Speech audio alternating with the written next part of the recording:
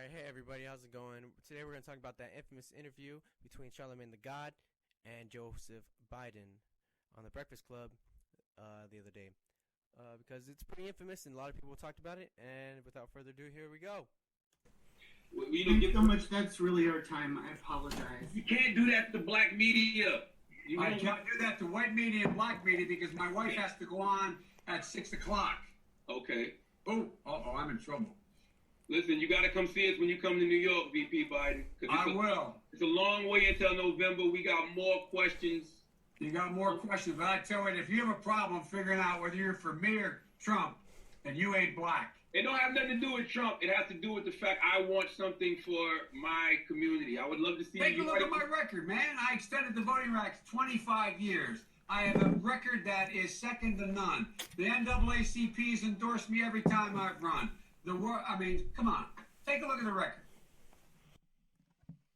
Well, first I do have to say, fuck Joe Biden. Fuck Joe Biden.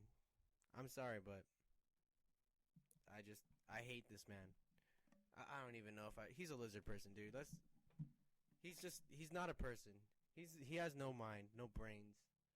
That's why everyone says he suffers from dementia and whatnot. Anyways, Joe Biden said the NAACP has endorsed him every time he's ever run, ever. Well, would you look at that? The day after, the NAACP releases an official press statement specifically on that one comment.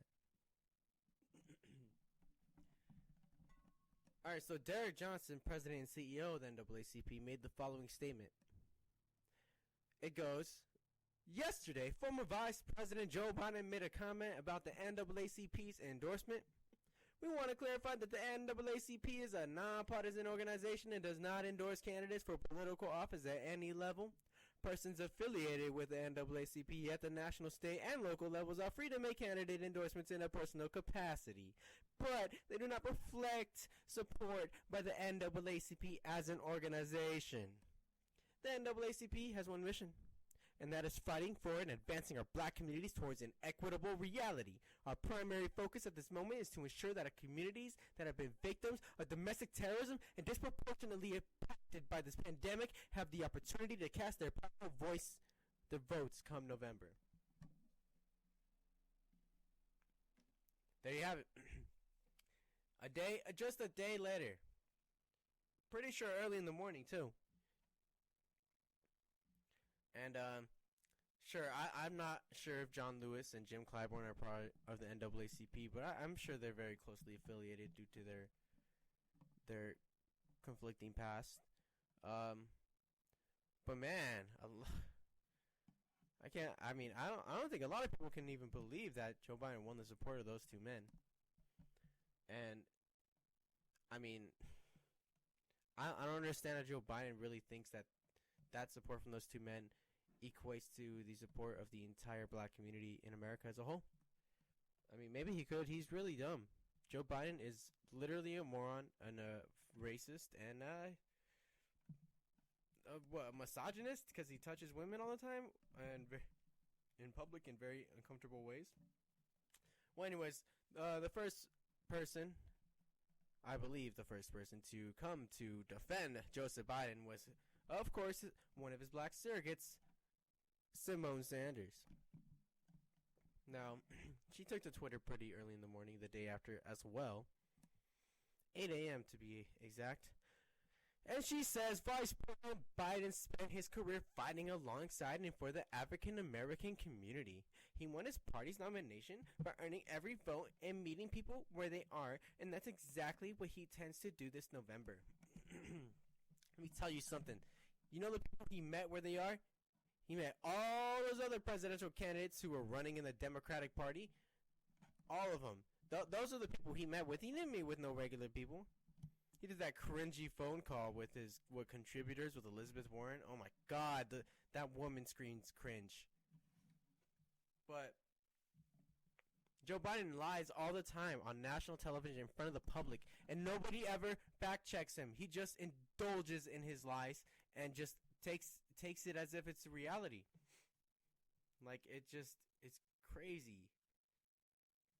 So he has always, always, always, always demanded that everybody know he's fought for civil rights in the civil rights movement. Well, there's actually no video, image, or let's say writing proof or evidence that could support his involvement in the civil rights movement. However, there is evidence that shows that he was a pro-segregationist in terms of school busing, and I'm sure in terms of other matters. And he did work with the Dixiecrats and probably also racist Republicans as well. And if you don't know, Dixiecrats back in those days were the racist Southern Democrats. So, I mean, look, there's one party, the corporate party. Democrats and Republicans both belong to it. And if you look at it like back in the day, the Dixiecrats were basically Republicans, just not on social issues, which is what we have today. So we're literally living in just the same preconditions of the civil rights movement, because both parties are the same, and back then they were both the same on racism. This time they're both the same on corporate socialism. Yeah, and Joe Biden's even been awarded like some civil rights award from some prestigious civil rights organization. And like, come on, dude, like, there's absolutely no justification to award someone like that. Bernie Sanders was fighting for civil rights in Chicago, and he was part of CORE, the coalition, I believe it was the Congress of Racial Equality. And Chicago in those days was one of the most racially charged, racially divided cities in America. In America, they had corrupt politics for like who knows how long. Who knows how long. And Bernie Sanders was arrested for civil rights activism, and he contributed to the civil rights movement in Chicago in those days. And that man literally put his life on the line, even though not as much to a degree as any black civil rights activist. He still put his life on the line. And it just, it goes to show how Joe Biden can just claim these things, and everyone will just think it, and they'll be like, oh yeah, Joe Biden, I support that guy because he loves black people. I mean, he was Obama's VP, blah, blah, blah. Like, come on, bro. She does another tweet response. The comments made at the end of the Breakfast Club interview were in jest, but let's be clear about what the VP was saying. He was making the distinction that he will put his record with the African American community up against Trump's any day, period. Let me tell you something. I know that they share a record on the Latin community in terms of immigrants and asylum seekers and people who are here who are undocumented, because Joe Biden and Obama built the cages that Trump puts our people in all the time, and Obama deported so many people, it's definitely on par with how many Trump has deported. But when it comes to black people, I don't know anything. I don't know any record between Trump and black people. I really don't. It's not something that's common knowledge, that's up in the air all the time. But it's common knowledge, and it's shared amongst so many people, that Joe Biden does not have a good record with the African American community. So there you go. There's one. They both share one similarity, but they both share one completely opposite, completely perpendicular position in terms of black people. So Simone Sanders wasn't the only one. Someone from the Los Angeles Times. Yes, I live in Los Angeles County, and someone from the Los Angeles Times wrote an opinion piece. Biden says if you're black and don't vote for him, you're not black. He's right. Bitch, you ain't right about nothing. Your writing was trash too. Apparently this lady, what was her name, Carla Hall or something? She was like a former chef / actress. Man, I don't care who you are. You can't defend Joe Biden on something like this. You can't. So, her stupid opinion piece reads, as ridiculous as it was to say that to a black radio and TV personality who, among other things, wrote a book he calls A Self-Help Guide for the Hood. Here's the thing. Biden was right. He just didn't have the right to say it. You're right. He doesn't have the right to say it. However, he doesn't have the right to say it because not only is it not true, not only is it nothing but negative and harmful, and not only is he not black, and not only does it help the Trump campaign by giving them more cannon fodder to shoot at Joe Biden and the Democratic Party, but yeah, it's wrong for all those reasons and more. I'm sure people have made more arguments as to why it's bad and why he's wrong and why he's a douchebag and a horrible human being, and why nobody who is a Democratic affiliate should vote for him, because he's a shitty human being. Her article then goes on to say, I'm going to read the important part. When it comes to electing the president of the United States, all Americans should care about voting rights, social programs, truthfulness, and candor from our leader, the environment, the mending out of justice, diversity, and government offices, and the makeup of the Supreme Court. Let me tell you something. The only true part of that entire sentence, that entire complete thought, would probably be the makeup of the Supreme Court. Because, let's be real, that's an extremely important position. And everyone says, obviously, a Democratic Supreme Court nominee would be better than a Republican one, especially an extremist Republican one. Well, there you go. That's it. Let me tell you something. If he was good on the environment, Joe Biden, he wouldn't be there wouldn't be viral videos going around of him being confronted by climate change activists, and of him even telling, I think, one of those climate change activists to go vote for someone else. I don't think if you're literally running in an election and the objective strategy to win the election is to appeal to as many voters as possible and get them to vote for you, I'm pretty sure that's the exact opposite of that. And there's literally only one way to win an election, by winning votes. It's literally, that's it. That's what an election is, the counting of votes. So, I mean, come on, dude. He's terrible on the environment. Just like Trump is. But social programs, in the middle of a pandemic, this piece of garbage pile of trash man has constantly said, even to people's faces, I believe, that he doesn't believe in Medicare for all, and it's too insane of a policy to chase and to pass and to sign. Let me tell you something, Joe Biden. Let me tell you something. Were those stimulus packages too insane for the Democratic Party to basically push for, just like the Republican Party? Were they? Because I think they were pretty insane. On top of that, let's be real here. Let's be real.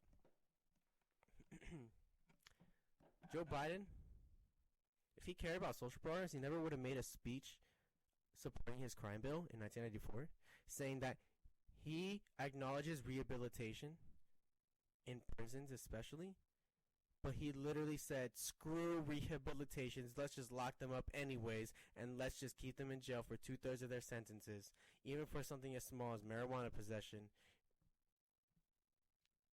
Come on, dude. Like, come on.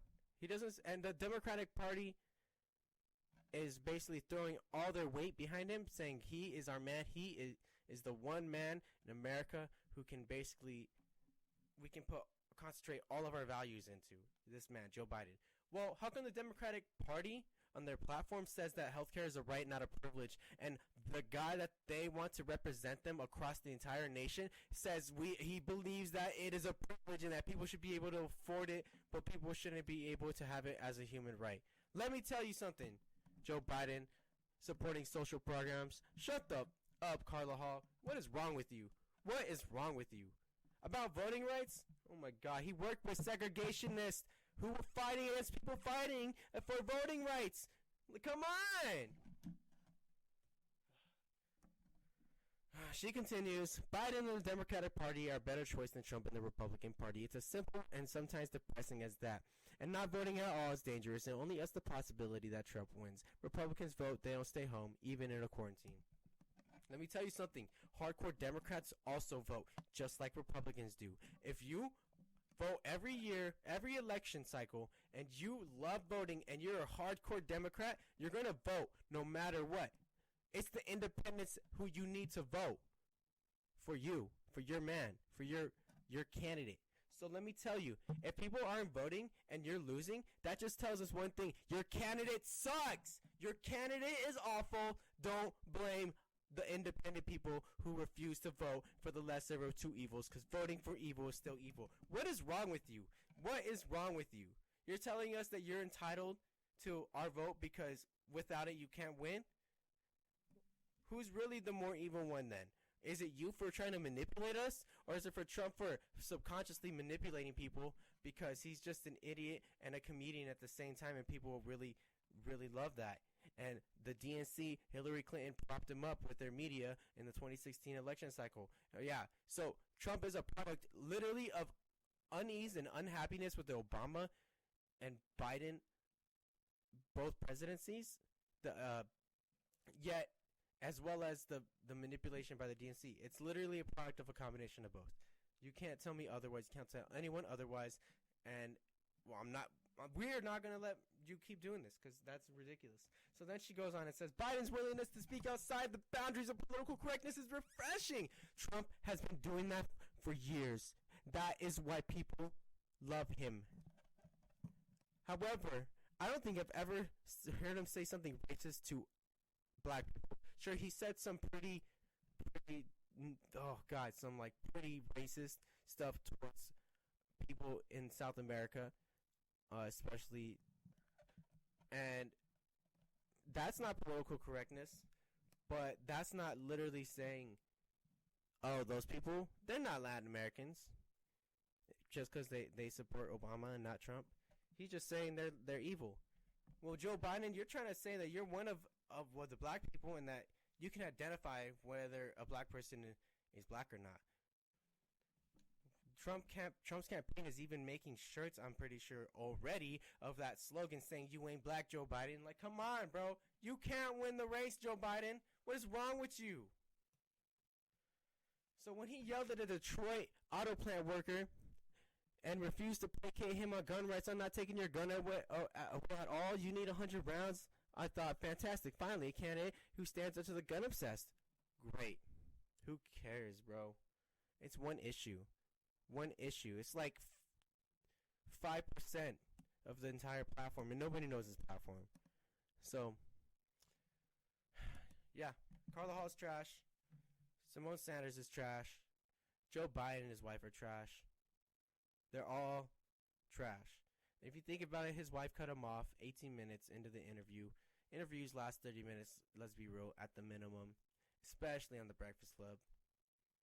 And he was cut off because he didn't reveal enough information about who his VP pick was going to be. And when Charlemagne was probably going to ask a follow-up to get that information out of Biden, boom, he got cut off. And so, yeah, that's why I personally think she cut him off. But fuck Joe Biden. He's not entitled to anyone's vote. He can't determine who is who. Like, he doesn't have the authority. He's not even from the hood. He's from the suburban ass. I probably had my daddy pay for me to go to this school, and I probably got this political office because I knew all the rich people in the Democratic Party and we got along so well. And I don't know. Joe Biden, fuck Joe Biden. I'm sorry. Joe Biden sucks.